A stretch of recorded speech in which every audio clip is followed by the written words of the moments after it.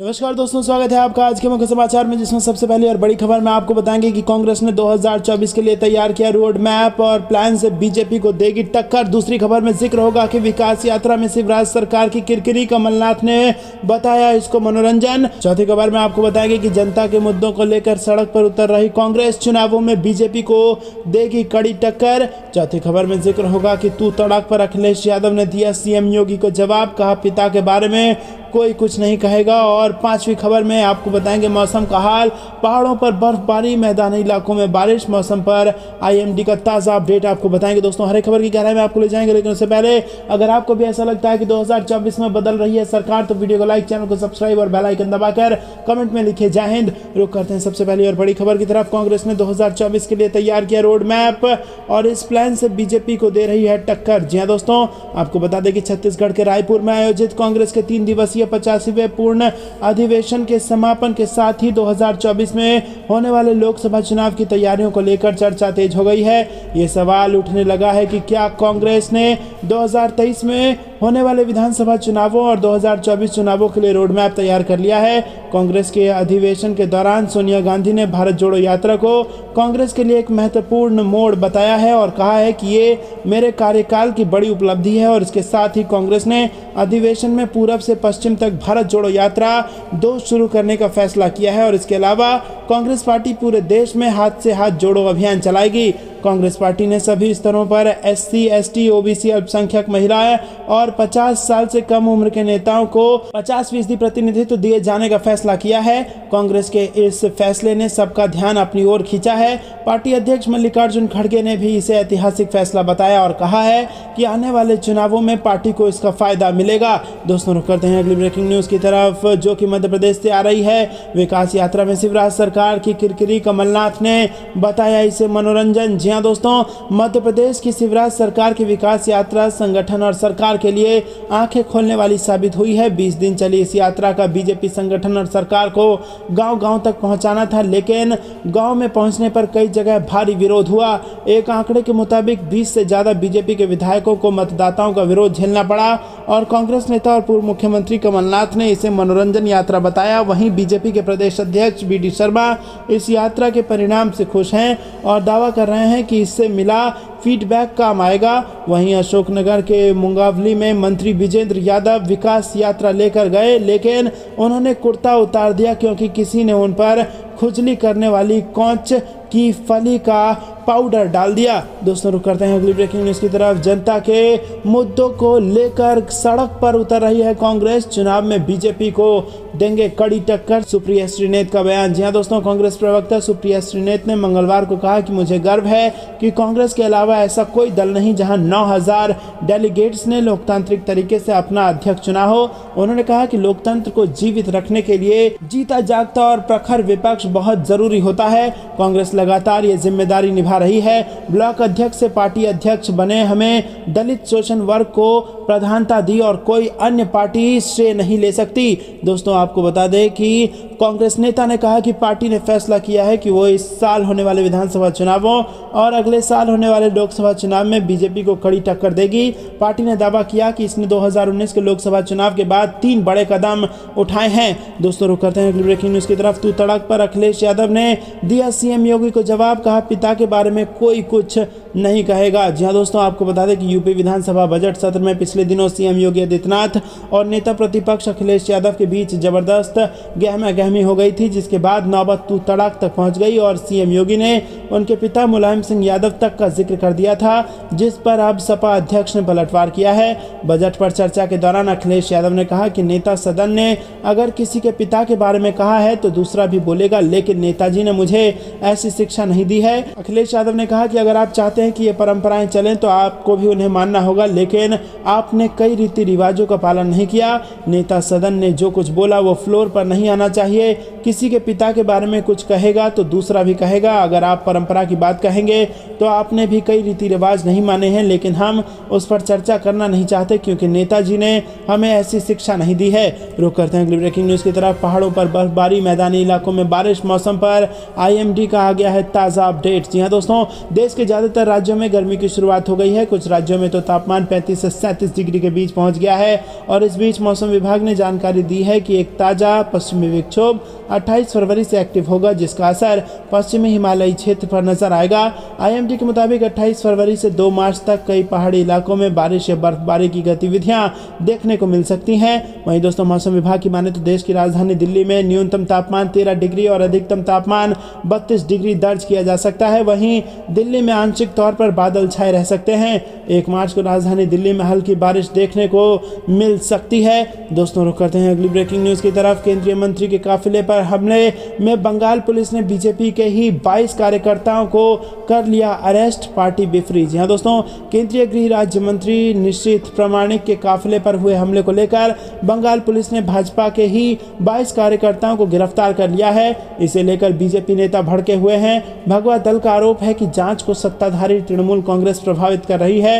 वहीं टीएमसी का दावा है कि ऐसा कोई हमला ही नहीं हुआ है और ये घटना भाजपा की ओर से रची गई है। बता दें कि बंगाल के राज्यपाल सीवी आनंद बोस ने काफिले पर हमला करने वालों के खिलाफ राज्य सरकार से कड़ी कार्रवाई करने की मांग की थी। रुक करते हैं अगली ब्रेकिंग न्यूज की तरफ। लैंड फॉर जॉब मामले में समन पर बोली राबड़ी देवी, लालू यादव से डर गई है मोदी सरकार, हम 30 सालों से झेल रहे हैं। जी हाँ दोस्तों, रेलवे में जमीन के बदले नौकरी देने मामले में दिल्ली की एक अदालत ने आरजेडी सुप्रीमो लालू प्रसाद यादव, उनकी पत्नी राबड़ी देवी समेत 14 लोगों को समन भेजा है। और इस पर बिहार की पूर्व मुख्यमंत्री राबड़ी देवी ने केंद्र सरकार पर जमकर हमला बोला है। मंगलवार को बिहार विधान परिषद परिसर में उन्होंने कहा कि मोदी सरकार के इशारे पर केंद्रीय एजेंसियों उनके परिवार को परेशान कर रही हैं और उनका परिवार 30 सालों से ये सब झेल रहा है और आगे भी झेलता रहेगा, ये डरने वाले नहीं हैं। राबड़ी देवी ने मंगलवार को कहा कि नरेंद्र मोदी सरकार के इशारे पर केंद्रीय एजेंसियों द्वारा उनके परिवार के लोगों को इसलिए समन जारी किया गया है क्योंकि वो लोग बिहार में लालू से डर रहे हैं, इसलिए उन्हें परेशान किया जा रहा है। 30 साल से वो परेशान हैं, वो झेल रहे हैं और आगे भी झेलेंगे। केंद्र सरकार उन्हें बांधना चाहती है लेकिन वो डरने वाले नहीं हैं। दोस्तों रुक करते हैं ब्रेकिंग न्यूज की तरफ। 75,000 पुलिसकर्मियों और 42,000 शिक्षकों की होगी बहाली, 10 लाख युवाओं को मिलेगा रोजगार। जी हाँ दोस्तों, बिहार विधानसभा में साल 2023-24 का बजट पेश किया गया। बिहार के वित्त मंत्री विजय चौधरी ने बजट पेश किया और बजट 2023 में युवाओं के लिए एक से बढ़कर एक सौगात है। बजट पेश करने के दौरान जो शुरुआती बिंदु सामने आए हैं उसके तहत पुलिसकर्मियों और शिक्षकों की बहाली की बात कही गई है। करीब 75,000 पदों पर पुलिसकर्मियों की बहाली का बजट पेश किया गया है और साथ ही स्कूलों में करीब 42,000 पदों पर शिक्षकों की बहाली होगी। रुक करते हैं अगली ब्रेकिंग न्यूज की तरफ। अखिलेश का बीजेपी पर तंज, बोले आपस में टकरा रही डबल इंजन की सरकार, मुख्यमंत्री को बदलना चाहिए अपना आर्थिक सलाहकार। जी हाँ दोस्तों, समाजवादी पार्टी के राष्ट्रीय अध्यक्ष अखिलेश यादव ने मंगलवार को विधानसभा में बीजेपी सरकार को घेरा और कहा कि डबल इंजन सरकार में क्या इंजन टकरा रहे हैं। उत्तर प्रदेश विधानसभा सत्र के 8वें दिन सदन में अखिलेश यादव ने बीजेपी को घेरा। उन्होंने कहा कि आप अमेरिका की तरह सड़क बनाना चाहते हैं मगर आपका एक्सप्रेसवे कैसा है, पूरी गाड़ी अंदर चली गई। Single pair elevated road Sapa ने दी है, हमारे पास बुद्धि कम है, हम एक ही बना सके, आप ही बना देते। आपके एक भी 4 लेन बनाया हो तो बता दीजिए। आपकी डबल इंजन सरकार में क्या इंजन टकरा रहे हैं और एक्सप्रेसवे के लिए यूपी को बजट नहीं मिलता है। नेता प्रतिपक्ष अखिलेश यादव ने कहा कि उत्तर प्रदेश में सिर्फ 4% बेरोजगारी दर बताई जा रही है। इसका मतलब क्या 90% बेरोजगारों को रोजगार मिल गया है। गैस सिलेंडर, दूध, आटा, दाल सब महंगा हो गया है और महंगाई से लोग त्राही कर रहे हैं। बीजेपी के पास महंगाई कम करने का कोई भी जवाब नहीं है। दोस्तों रुक करते हैं अगली ब्रेकिंग न्यूज की तरफ। राजा भैया ने विधानसभा में दिल खोलकर की अखिलेश यादव की तारीफ, क्या फिर से सपा के करीब आ रहे हैं राजा भैया। जी हाँ दोस्तों, प्रतापगढ़ जिले की कुंडा विधानसभा सीट से विधायक राजा भैया का विधानसभा में दिया हुआ एक बयान काफी चर्चा में है। अपने बयान में समाजवादी पार्टी प्रमुख अखिलेश यादव की राजा भैया ने तारीफ की, जिसके बाद उनका यह बयान काफी चर्चा में है। अभी यूपी में विधानसभा का बजट सत्र चल रहा है और इस सत्र में स्वास्थ्य व्यवस्था हो रही चर्चा के दौरान राजा भैया ने कहा कि समाजवादी पार्टी की सरकार में अखिलेश यादव ने एक नियम बनाया था, ये उनकी संवेदनशीलता थी। उन्होंने कहा था कि विधायक लोग अपना निधि से असाध्य रोग और कैंसर जैसी बीमारियों से पीड़ित लोगों की आर्थिक सहायता देंगे। बीमार लोगों को हॉस्पिटल से पर्चा के अनुसार दे सकते हैं। इस योजना के कारण बहुत से लोगों की जान बची है, बहुत से लोगों को जो चिकित्सा नहीं उपलब्ध हो सकती थी वो मिली है।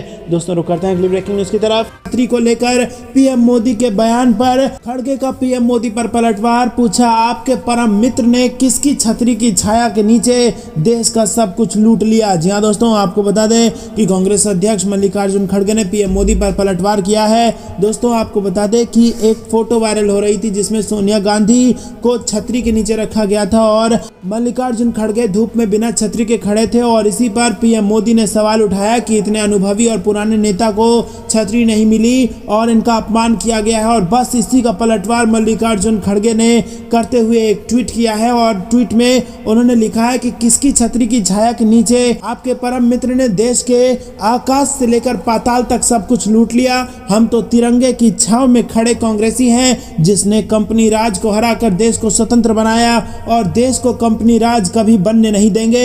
ये बताइए अडानी पर जेपीसी कब। तो दोस्तों एक तरीके से भाजपा वालों का और पीएम मोदी का कहिए मुंह बंद करने का काम इस ट्वीट ने किया है। और मल्लिकार्जुन खड़गे जिनको छतरी को लेकर पीएम मोदी ने बयान दिया था उसी पर अब मल्लिकार्जुन खड़गे ने पलटवार किया है और कहा है कि उस छतरी को हटाइए जो आपने परम मित्र को दे रखी है और जिससे आकाश पाताल सब कुछ लूट लिया गया है और कंपनी राज हम दोबारा नहीं आने देंगे। दोस्तों रुक करते हैं अगली ब्रेकिंग न्यूज की तरफ। एलआईसी से लेकर बैंक तक अडानी हिंडनबर्ग विवाद पर 2 महीने तक देशव्यापी प्रदर्शन करेगी कांग्रेस। जी हां दोस्तों, आपको बता दें कि अडानी ग्रुप की मुश्किलें कम होती नहीं दिख रही है। अमेरिकी रिसर्च फर्म हिंडनबर्ग की रिपोर्ट सामने आने के बाद कांग्रेस सहित तमाम विपक्षी दल खुलकर इस मुद्दे पर सवाल पूछ रहे हैं। अब कांग्रेस ने इसे लेकर देशव्यापी आंदोलन छेड़ने का ऐलान कर दिया है। कांग्रेस महासचिव केसी वेणुगोपाल ने बताया कि पार्टी ने अडानी ग्रुप विवाद में देशव्यापी आंदोलन चलाने का फैसला किया है। उन्होंने आरोप लगाया है कि केंद्र सरकार आम लोगों के पैसे का इस्तेमाल अपने करीबी दोस्तों की मदद के लिए कर रही है जिसका कांग्रेस पार्टी विरोध करती है।